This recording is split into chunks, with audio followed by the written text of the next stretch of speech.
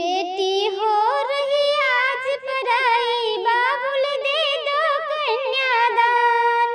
बेटी हो रही आज पराई, बाबुल दे दो कन्यादान। बेटी सुख में जा रही तुम्हारी, बेटी सुख में जा रही तुम्हारी, महलों की रानी बनकर, महलों की रानी बनकर। दो रोटी खाना पापा, दो रोटी खाना पापा, होना ना परेशान बाबा, होना ना परेशान। दो रोटी खाना पापा, होना ना परेशान, बाबुल दे दो कन्यादान। बेटी हो रही आज पराया, बाबुल दे दो कन्यादान।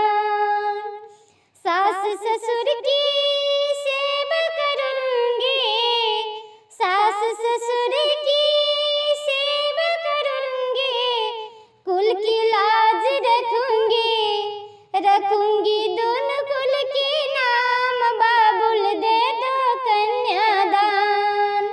रखूंगी दोनों कुल के नाम, बाबुल दे दो कन्यादान। बेटी हो रही आज पराया, बेटी हो रही आज पराया, बाबुल दे दो कन्यादान।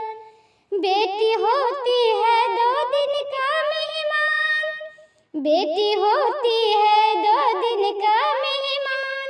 बेटिया लेके आती अपनी अपनी दुख सुख बाबुल, बेटी लेके आती है अपनी अपनी भाग, दुख सुख अपनी अपनी नसीब, बाबुल कर दो कन्यादान।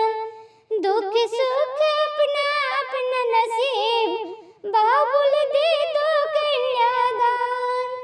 बेटी हो रही आज पराया, बाबुल कर दो कन्यादान, बाबुल दे दो कन्यादान। बहिना हो रही आज पराया, बहिना हो रही आज पराया, भैया दे दो कन्यादान, भैया दे दो बहन के प्यार। बहिना हो रही आज पराया, भैया दे दो बहन के प्यार। सास ससुर की सेवा करूंगी, जेठ जेठानी के, जेठ जेठानी के आदर कर